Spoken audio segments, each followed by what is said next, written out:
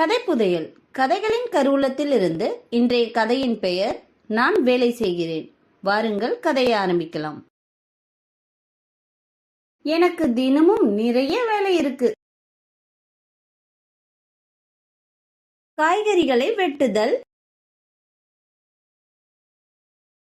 சமையல்,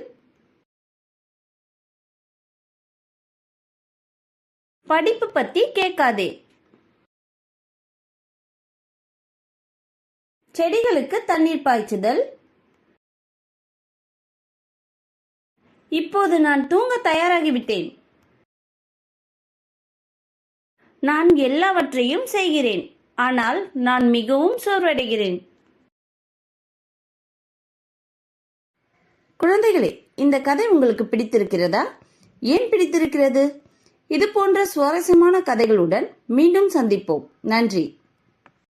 இது போன்ற சுவாரஸ்யமான கதைகளை கேட்க இந்த QR குறியீட்டை ஸ்கேன் செய்யுங்கள்.